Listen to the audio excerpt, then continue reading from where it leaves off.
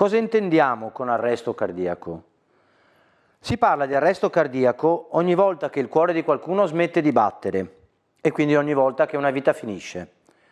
Ci sono diverse cause responsabili dell'arresto cardiaco.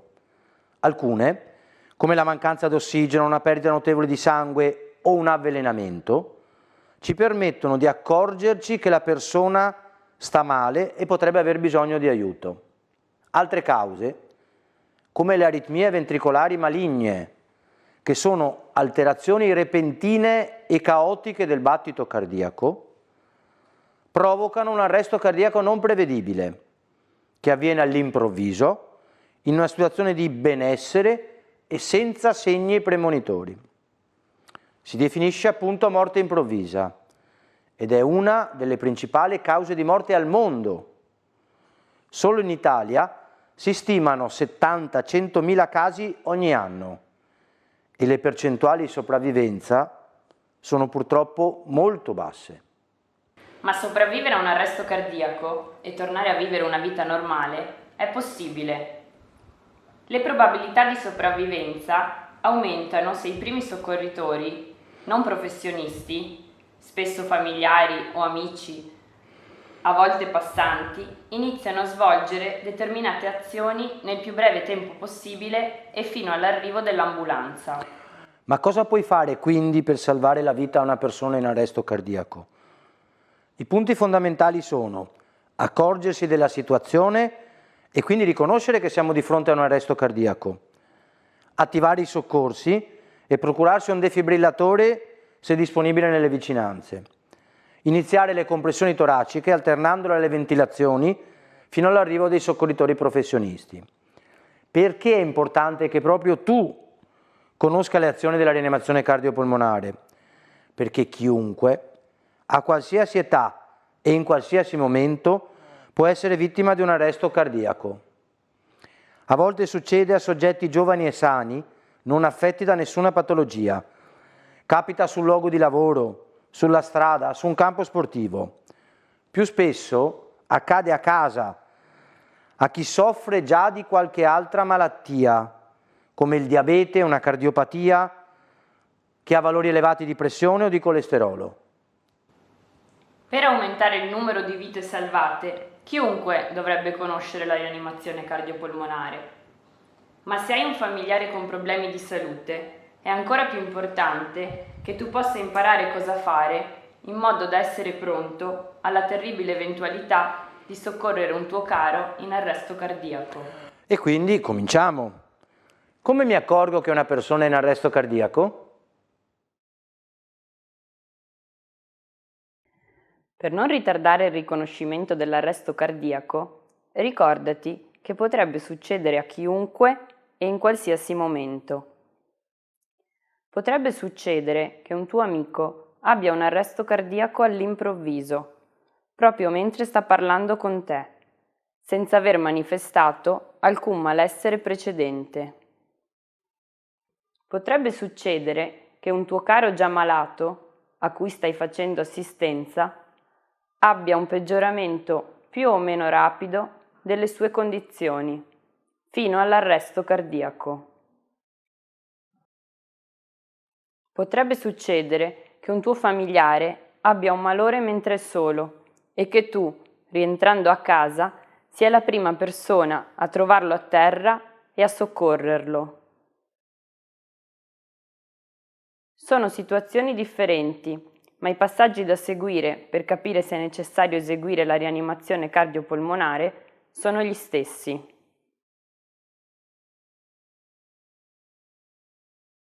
Se assisti qualcuno con un malore, ricorda che la prima cosa da fare in ogni situazione è controllare che la scena sia sicura e che non ci sia niente nelle vicinanze che può essere pericoloso per te. Rendere la scena sicura, ad esempio mandando qualcuno a fermare il traffico se soccorri una persona in mezzo alla strada, o spegnendo i fornelli e aprendo le finestre nel sospetto di un'intossicazione da gas, ti permette di non diventare vittima a tua volta. Dopo aver verificato la sicurezza della scena, controlla se la persona è cosciente.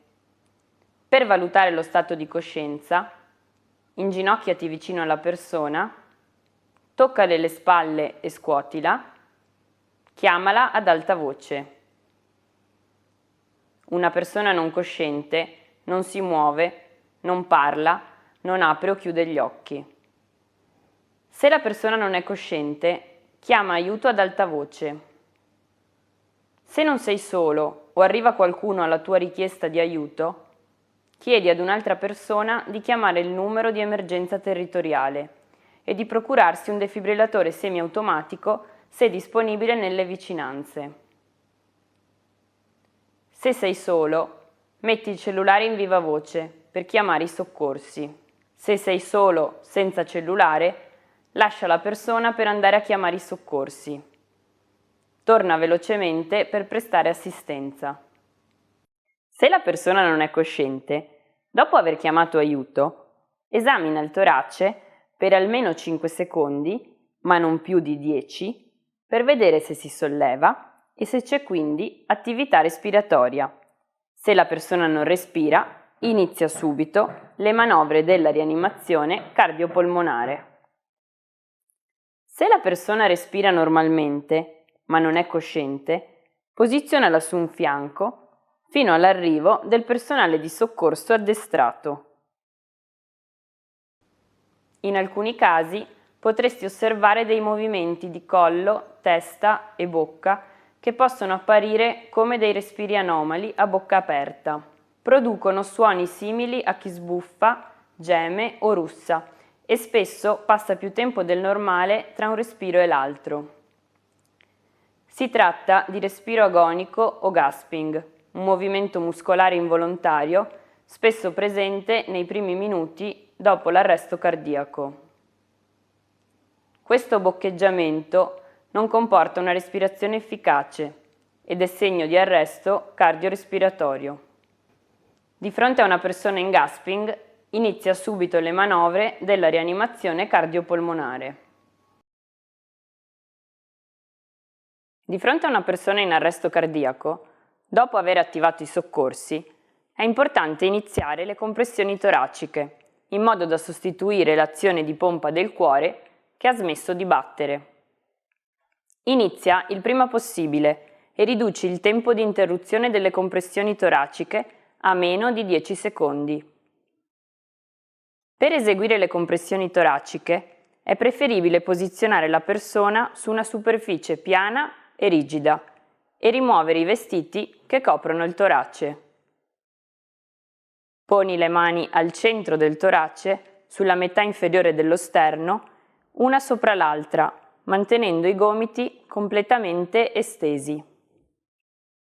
Premi con forza a una profondità di almeno 5 cm e a una frequenza di 100-120 compressioni al minuto. Permetti che il torace si sollevi completamente alla fine di ogni compressione.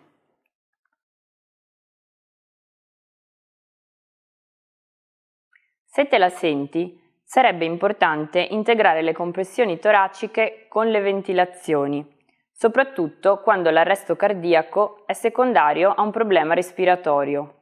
Alterna 30 compressioni toraciche a 2 ventilazioni. Ricorda di non interrompere le compressioni toraciche per più di 10 secondi per eseguire le ventilazioni. Le ventilazioni si possono eseguire bocca a bocca oppure con l'ausilio di una maschera a filtro, che è facilmente acquistabile online o in farmacia. Quest'ultima protegge il soccorritore dal contatto con sangue, vomito e agenti contagiosi. Perché le ventilazioni siano efficaci, è importante aprire le vie aeree della persona in arresto cardiaco, per evitare che la lingua ostruisca il passaggio d'aria. Per aprire le vie aeree, metti una mano sulla fronte e le dita dell'altra mano sul mento. A questo punto, inclina la testa all'indietro e solleva il mento. Se esegui le ventilazioni bocca a bocca, chiudi il naso della vittima con pollice e indice. Inspira, copri la bocca della persona con la tua ed esegui 2 ventilazioni soffiando per 1 secondo ciascuna, controllando che il torace si sollevi. Riprendi subito le compressioni toraciche. Se esegui le ventilazioni con la maschera filtro o pocket mask, posiziona la maschera ponendo l'estremità a punta sulla radice del naso e la parte più larga sulla bocca della persona. Premi con pollice e indice di una mano la parte superiore della maschera sulla fronte e con pollice e indice dell'altra mano la parte inferiore contro il mento. Inspira ed esegui 2 ventilazioni soffiando per 1 secondo ciascuna, controllando che il torace si sollevi. Riprendi subito le compressioni toraciche.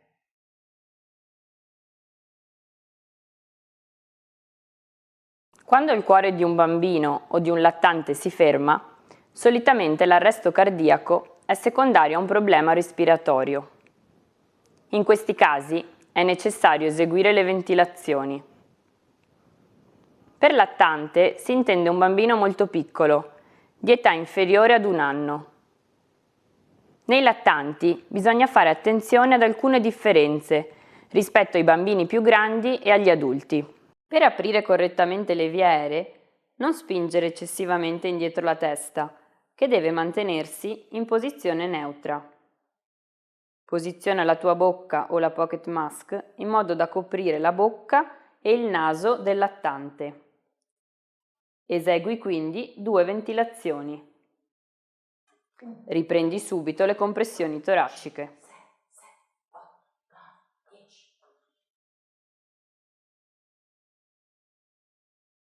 Nei lattanti la rianimazione cardiopolmonare si esegue in modo diverso rispetto ai bambini o agli adulti. Invece di usare 1 o 2 mani, si usano solo 2 dita di una mano per eseguire le compressioni toraciche. Se il lattante non è cosciente e non respira, bisogna iniziare subito la rianimazione cardiopolmonare. Per eseguire le compressioni toraciche, posiziona il lattante su una superficie piana e rigida. Poni le dita al centro del torace, sulla metà inferiore dello sterno, appena sotto la linea dei capezzoli. Premi con forza a una profondità di almeno 4 cm e a una frequenza di 100-120 compressioni al minuto. Permetti che il torace si sollevi completamente alla fine di ogni compressione. Se non sei solo, esegui le compressioni toraciche a 2 mani, circondando il torace e ponendo i 2 pollici al centro del torace.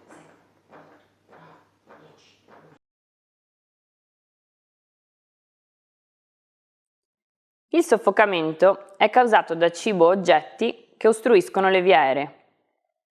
Chiunque può essere vittima di soffocamento, ma è più comune nelle persone affette da malattie neurologiche e nei bambini. Infatti il soffocamento rappresenta una delle principali cause di morte nei primi anni di vita. Per prevenire il soffocamento è importante seguire alcune regole nella preparazione del cibo e nel comportamento durante il pasto e far giocare i bambini con giocattoli adatti alla loro età e conformi alle normative di sicurezza. Inoltre, è importante che chi si prende cura di persone affette da malattie neurologiche o bambini sappia cosa fare in caso di ostruzione delle vie aeree e arresto cardiaco. L'ostruzione delle vie aeree può essere lieve o grave. In caso di ostruzione lieve, la persona emette suoni e tossisce. Non è necessario eseguire le manovre perché si risolve solitamente senza interventi. Se l'ostruzione è grave, la persona non può respirare, parlare o emettere suoni. Solitamente si mette le mani alla gola in segno di soffocamento. Nel sospetto di ostruzione grave, chiedi alla persona se sta soffocando. Se annuisce e non riesce a parlare, è necessario eseguire la manovra antisoffocamento. Posizionati in piedi o in ginocchio dietro la persona e metti le braccia attorno alla vita, in modo che le mani siano poco al di sopra dell'ombelico e bene al di sotto dello sterno. Chiudi una mano a pugno, poni il pugno dalla parte del pollice sull'addome, afferra il pugno con l'altra mano ed esercita veloci spinte direzionate verso l'alto. Ogni spinta agisce come un colpo di tosse, mobilitando l'aria dai polmoni e favorendo lo spostamento e l'espulsione dell'oggetto. In caso di persona in gravidanza o con grossa corporatura, poni le mani sotto le ascelle, sulla metà inferiore dello sterno, ed esercita le spinte tirando verso di te. Se la persona perde coscienza, inizia a eseguire la rianimazione cardiopolmonare, spostando la persona su una superficie piana e rigida. Ogni volta che apri le vie aeree per eseguire le ventilazioni, controlla se l'oggetto è visibile all'interno della gola. Solo se è visibile, inserisci le dita per afferrare e rimuovere l'oggetto. Se all'interno della gola non è visibile alcun oggetto, non inserire le dita alla cieca e prosegui la rianimazione cardiopolmonare fino all'arrivo dei soccorsi.